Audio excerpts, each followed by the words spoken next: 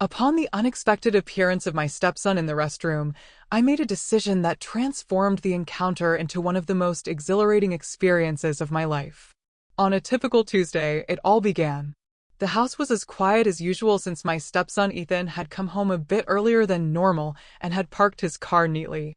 After putting my bag down and taking off my heels, I heard the low buzz of running water upstairs. Ethan was no longer a youngster in the driveway.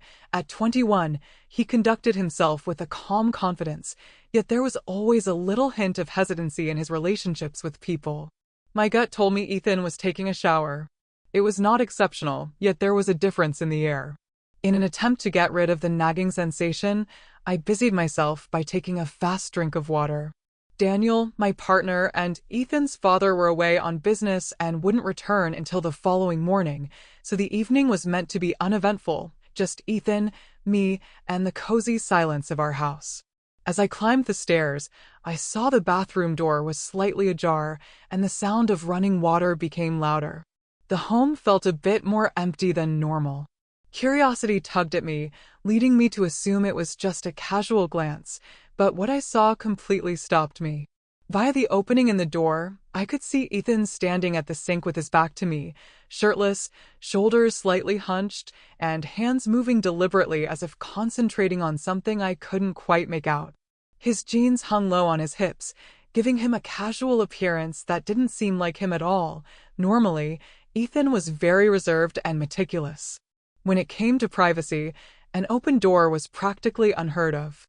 I paused, wondering if I should lock the door, knock, or shout, and let him alone till I made up my mind. "Oh, I didn't know you were home," Ethan muttered, attempting to cover whatever he had been doing as the door creaked as I shifted my weight. His eyes were wide with fright. He spoke haltingly, and his manner was very different from that of the cool-headed young guy. I had become used to it. Averting my eyes, I immediately murmured, "I didn't mean to intrude," my cheeks burning with shame. He looked down at the towel he was holding firmly, and I feared something might be amiss when I heard the water become a vivid shade of crimson. "It's nothing at all." He was misled by the trembling in his voice, though. I could tell something wasn't right by the way he avoided making eye contact and the way his shoulders drooped as though he were carrying an unseen burden. With my palm still resting on the door's edge, I paused. I felt driven to inquire, but there was also a greater, more forceful part of me that wanted to let him have his solitude. I stepped into the restroom just far enough to shut the door behind me and said, "Ethan, if you see something amiss, you can let me know. I'm not going to pass judgment." His hold on the towel loosened somewhat as he froze. For a brief while, I believed he might not respond, but he sat down on the bathtub's edge after letting out a trembling breath. "It's kind of embarrassing," he said, his voice barely audible over a whisper. I leaned against the counter and maintained a comfortable stance to reassure him. As I stated softly, "You don't have to tell me if you're not comfortable, but sometimes it helps to talk about it." He nodded slowly while keeping his gaze on the ground. "Simply put, I've been struggling with something and wasn't sure who else to turn to." He was vulnerable, and I was surprised. The fact that guard Ethan was approaching me, someone he seldom ever talked to about personal issues, was important since he had always been so self-sufficient and independent. "Can you tell me what it is?" "What?" I inquired. I remained calm and supportive, but he paused and rubbed the back of his neck. "I am uncertain as to whether I should be concerned or if I am simply overanalyzing my body. Something is amiss." His remarks were hurried, as if he had been suppressing them for too long. I had some pity for him. It must have been quite brave of them to say even that. "You're not alone," I added, carefully selecting my words, "and it's fantastic that you're taking care of your health. Everyone has questions like that at some point. Do you want my assistance in solving it?" With a look of both relief and hesitancy, he looked up at me. I smiled reassuringly and answered, "Sure, I wouldn't mind." The uneasiness started to go away as we started talking, and "we can deal with this together." Ethan's uneasy looks to the floor interspersed his hesitant sentences as he conveyed his fears. I heard. The bathroom, warm and smelling of soap, seemed like an unlikely place for such a raw conversation, but in that moment it was the only place in the world that mattered. I guess I just don't know if it's normal, Ethan said. I listened patiently, offering reassurance and practical advice where I could, as the weight of his concerns became more apparent. His voice trembled with every word, a sign of how long he had kept these thoughts bottled up. Fussing over the towel's edge. This item doesn't have a handbook, does it? Additionally, Ethan and Daniel had a decent connection, but there was always a layer of distance between them. Dad isn't exactly the person I'd want to question, but his words lingered in the air, the unsaid truth behind them piercing the uneasiness. It seems that neither of them knew how to get over the barrier. I understand, I muttered. Even with those closest to you, it might be difficult to discuss certain topics, but by bringing them up, you're doing the right thing. It's better than keeping them all to yourself. Though his face was still hazy, he nodded. Everyone feels that way at some point, I said gently, not wanting to come across as strange or like Ethan. I promise you're not strange. You're courageous for bringing it up at all. His lips quirked into the smallest smile, and for a few seconds I hoped the tightness in his shoulders might subside, but it was obvious he had more on his mind. He spoke in a barely audible whisper. He expressed, I've been feeling like I don't really know myself anymore. I don't fit in anywhere, and I don't know what's wrong with me. His words overwhelmed me with a profound sense of vulnerability. After giving it some thought, I told Ethan, there's nothing wrong with you, since this wasn't simply a bodily issue. It was something deeper that had been bothering him for a while. It is okay that you are working things out. Not a single person has. Not at your age, and not all the solutions. He looked up at me, looking into my eyes to find comfort. Genuinely believe so. I know so, I said firmly, and no, I'm here to help you no matter what. We'll work this out together for the first time. Ethan's posture eased a little as he leaned back against the wall, still holding the towel tightly, and exhaled deeply. It's just that I've never discussed this stuff before. Sometimes we don't give people enough credit, and I said with a little smile that I didn't believe anybody would understand. Though it's perfectly okay to choose who you open yourself to, not everyone needs to know everything. You'd be amazed at how understanding they can be if you give them a chance. He nodded once again, more confidently this time, saying, yeah, I guess that makes sense. After that, the topic of discussion changed. I kept my tone light as I gave him advice based on my own experiences and understanding, shifting the focus from the weight of his initial worries to more realistic issues. A cautious openness appeared to replace the guardedness that typically surrounded Ethan while we conversed, and I was careful not to make him feel judged or uneasy. I could feel his tool increasing as he gazed at me during the chat, which was expected because I'm a woman, but I can't deny that it kind of delighted me because it was so large.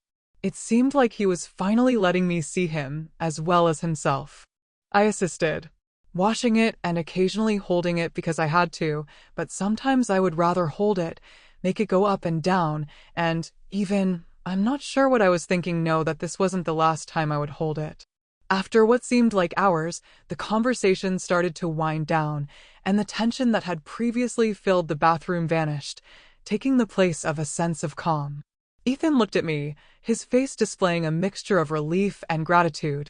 Thank you, he said quietly.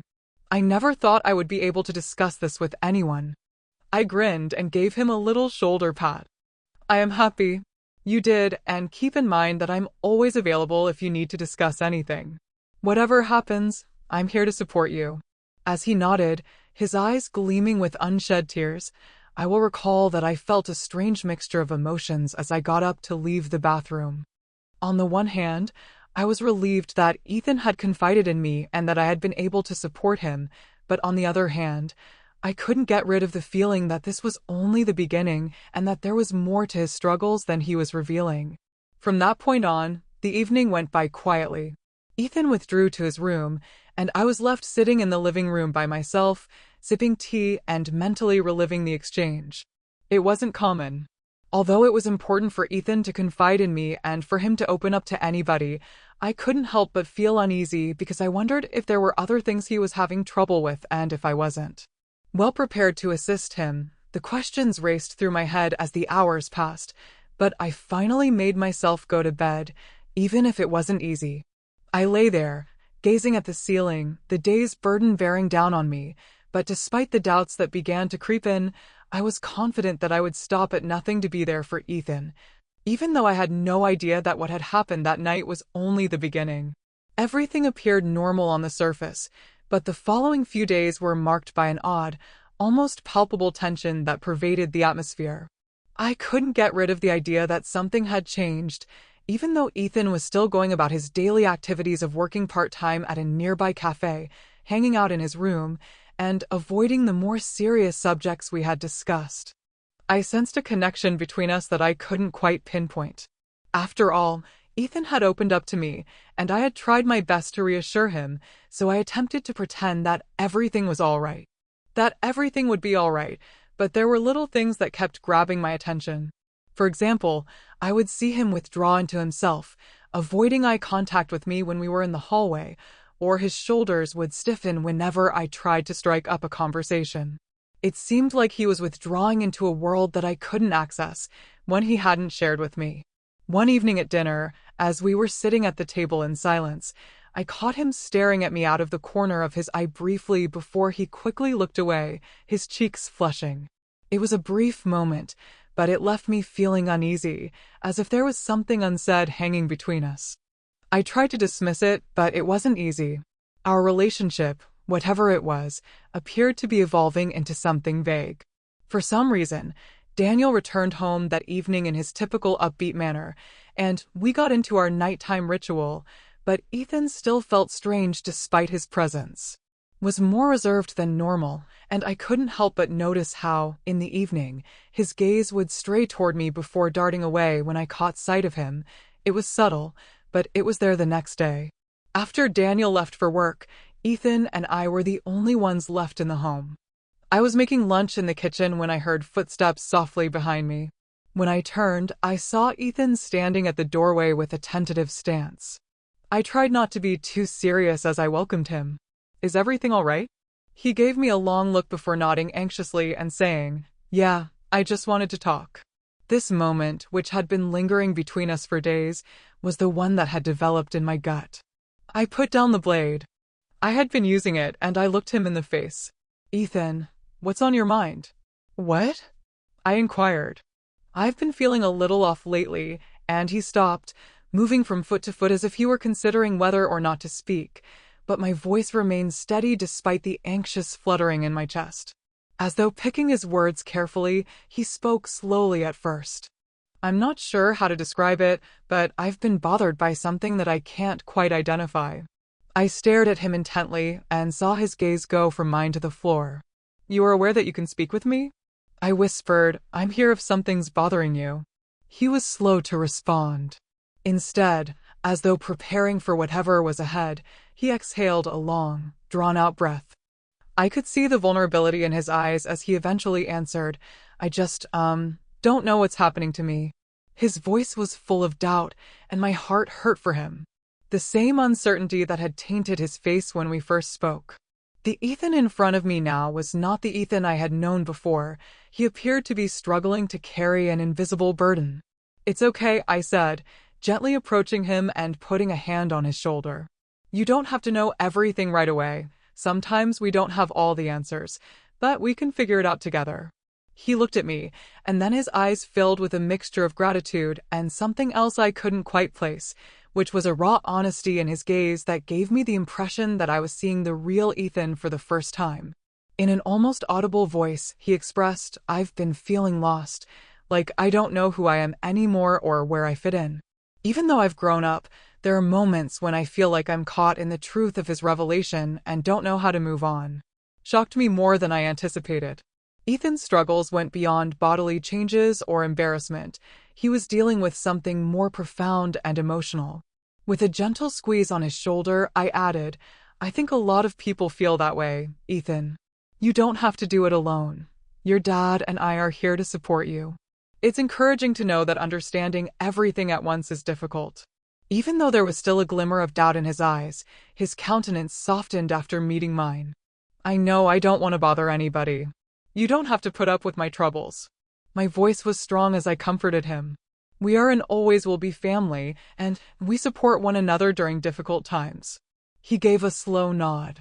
Ethan appeared to be more at ease for the remainder of the afternoon.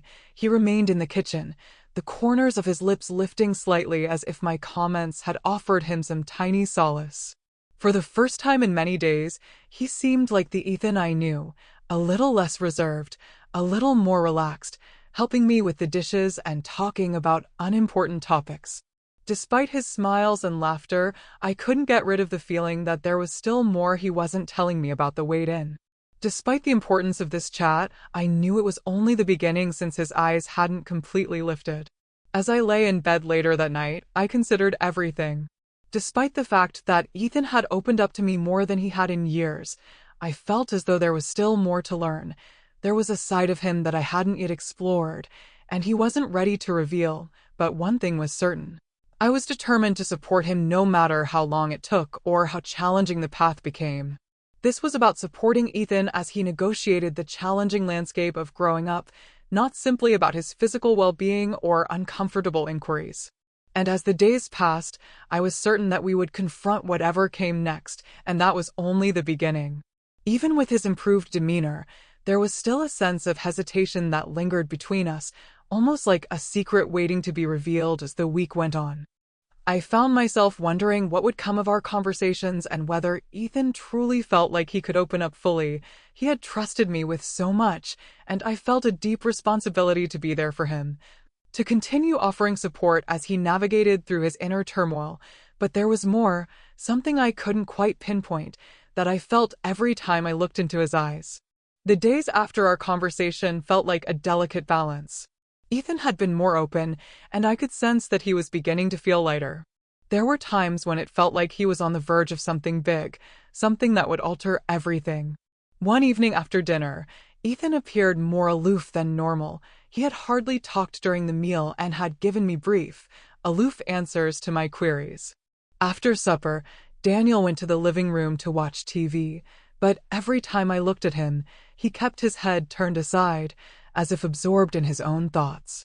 As I stood in the kitchen, attempting to occupy myself with the dishes, I couldn't get rid of the uneasy sensation.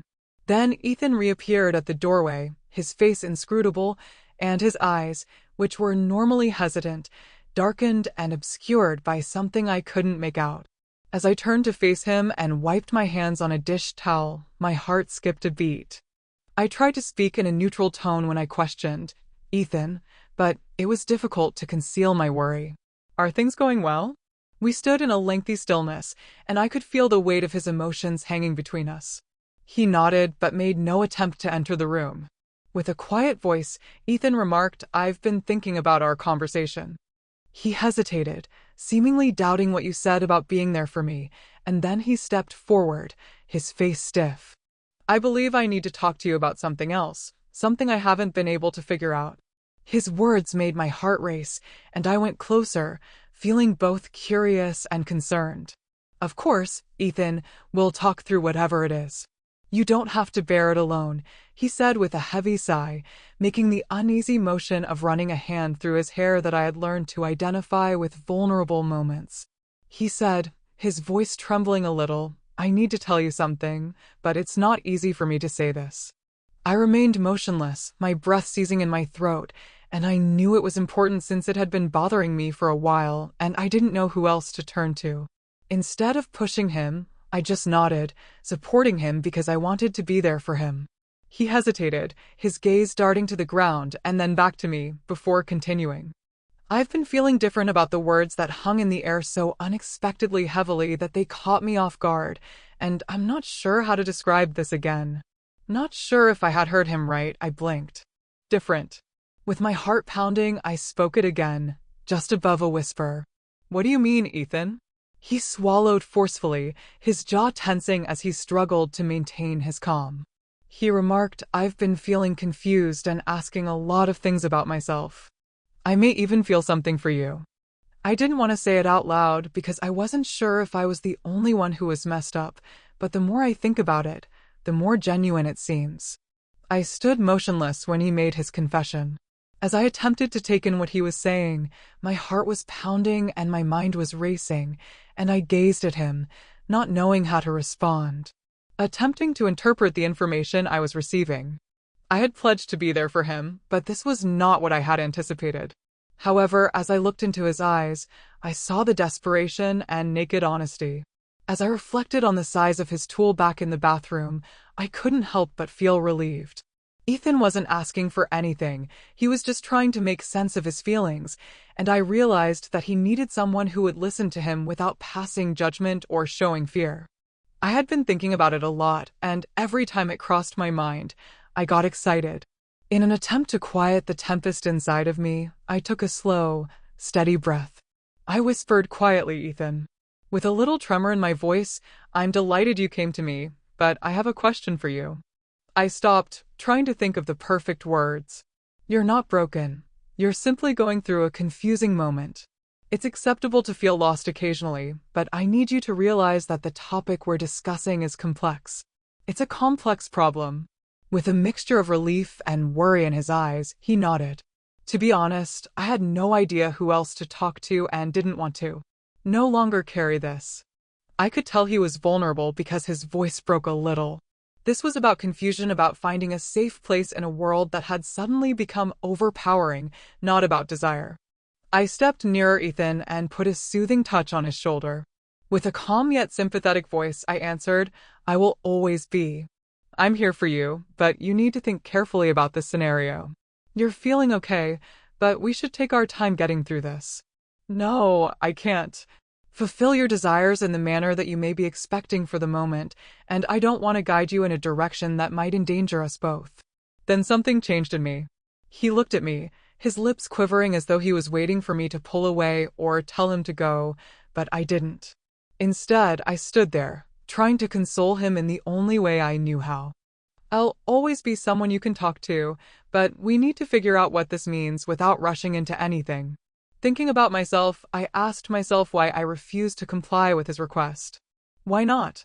After all, it was thrilling to me as well. With hesitation, I wrapped my hands around his neck and gave him a kiss. He planted a kiss. I gave you a lengthy kiss in return. It seemed like a bomb of want detonated inside of me as much as in him. He stated without hesitation, it doesn't matter. This is amazing. And I paused for a while before saying, I'm sorry to give you all this confusion, Ethan. I then stopped kissing him and went down. I carried out my intention from the time I was in the restroom. I saw he was enjoying this when I looked up from my hard work. It's incredible. Fantastic, he murmured. After 10 minutes or so, I realized he was nearing the end, so I accelerated. Then, for a long moment, neither of us spoke, and the weight of his words hovered between us. With a slow, deep breath, Ethan's shoulders relaxed as he said, Thank you, even though he had been holding his breath for far too long. That was what I needed for this. Thank you. With a kind tone and a heart full of conflicting feelings, I continued, Remember that you don't have to figure everything out at once. In this, you're not alone. Ethan nodded after a time and stepped back. He added softly, I'm going to head upstairs, with a slight smile on his lips. Again, thank you. I'm hoping for a better night's sleep. I replied, Good night, Ethan, as I watched him back away up the stairs, a little weight off his shoulders, but I couldn't get rid of the feeling that something had changed as I stood there in the kitchen by myself once again. I knew this was an important time. The days that followed passed in an odd silence, marking a turning point in our relationship that may result in healing or something more complex. The mood at home was changing, subtly but definitely. Although not as much as previously, Ethan had once again grown more reclusive. There was neither a remoteness nor a coldness that I could readily identify. It seemed as though he was still taking in all we had. Discussed his efforts to understand his feelings and choose how to proceed. He appeared to be lost at times, absorbed in his thoughts, gazing off into the distance while he absently traced designs on his coffee cup or pants.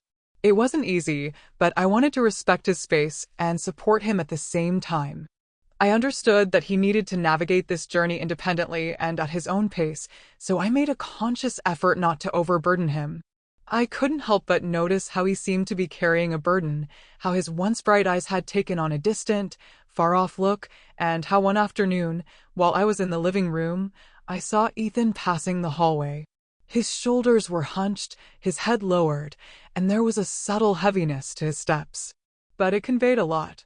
Beyond our previous conversation, I could sense that he was bothered by something. Without giving it any thought, I got up and went to meet him at the bottom of the steps. We walked into the living room, and he sank onto the couch after looking up as I walked up to him, startled by my unexpected appearance. "Ethan," I said softly, "can we talk for a moment?" He hesitated, as if he might go back to his room, but then he nodded slowly, as if giving in to something inside of him that wanted to be heard. Both expecting and apprehensively staring at me. "We haven't spoken for a little while," but I started. "Even though you're sitting next to him and maintaining a respectable distance, I can tell you're still thinking about something. Although you are under no need to discuss anything, I want you to know that I am available to you." He gazed straight ahead, his jaw clenched, and then, after what seemed like an age, he sighed, burdened, and looked up to me. "I keep questioning myself whether I'm overanalyzing things since I've been thinking a lot about what you said about how we're family." He started out in a tiny, almost uncertain voice. "I'm stuck in my own thoughts, feeling as though something is wrong, and I'm not sure how to get rid of this feeling." Even when his emotions were overpowering him, Ethan had always attempted to control them. It was as though he believed that if he didn't talk about them, they would go away, but I knew otherwise. I could see the frustration in his eyes and hear it in his voice. The emotions do not go away. They persist, sometimes becoming more intense until they are unavoidable. I gently reminded you that you don't have to have all the answers just now. Your feelings are genuine, and it's acceptable to feel lost and bewildered. It's only a sign that you are a human, not a sign of a nasty person. Everybody has times like that. He nodded slowly, but his gaze remained unsure as he stared at me. Silently, as if the words themselves were uncomfortable, he murmured, "I don't want to make things strange between us." My heart sank for him, and although I don't want to come across as too dramatic or overstepping my bounds, I'm at a loss for someone else to talk to. I could see how much he was struggling to comprehend himself and make sense of the feelings that seemed to be pulling him in different directions. It was then that I realized something crucial. He wasn't looking to me for answers, but rather for confirmation that his feelings were valid. "It was okay to feel his confusion, Ethan," I stated steadily. "You're not doing anything wrong. It's very natural for someone to be trying to sort things out, and you're not too much. Your feelings are what make you human, not what makes you evil or wicked." Gulped forcefully, then glanced down at his hands, obviously preoccupied. He was still assimilating what I had said and attempting to make sense of it in light of his own internal conflict. There are moments when I wonder. I leaned forward slightly to make sure he knew I was really there as he admitted, "If I'll ever stop feeling this way," his voice barely above a whisper, as if I'll ever be sure of who I am. "I'm not sure if that's normal. Ethan, it's acceptable to not know everything. You're in a process. It will take time, but you will eventually arrive, and you are not required to work alone for a considerable amount of time." Ethan didn't need me to fix his issues since there was something therapeutic and cathartic about the quiet we shared, which was only broken by the distant rustle of the wind outside and the gentle hum of the refrigerator. It was sufficient that I was present to listen to him. "I'd be able to discuss this with anybody, but you've given me the impression that I'm not insane and that my feelings aren't something to be embarrassed of." I murmured softly, grinning slightly at him. "Remember, you're never insane for feeling the way you do, and I'm just happy you trust me enough to talk about it." Ethan appeared calmer that evening after we had spoken for a while, but there was still a hint of melancholy in his eyes. "I'm always here, Ethan, no matter what." Not that he had discovered all the answers he sought, but for the first time in weeks, he appeared to think that perhaps he wasn't so alone in his perplexity. Ethan opened up more and more over the course of the following few days, and the burden on his shoulders appeared to lessen slightly with each exchange. He no longer appeared aloof or ensnared in his own thoughts, and although I knew he still had a lot to learn about himself, it was a positive step. A few weeks later, as we sat on the porch watching the sunset, Ethan turned to me with a gentle grin and murmured, "Thanks," in a voice full of peaceful thankfulness. I knew that he was headed in the right direction toward understanding. "I'm not sure how I would have managed without you." "You don't need to express gratitude," I said. "Simply put, I'm happy you found your way because I knew we would tackle whatever came next together. There would be more uncertain times ahead and more questions to be addressed, but I also understood that our relationship was based on mutual respect and trust. And comprehension was resilient enough to withstand any hardship.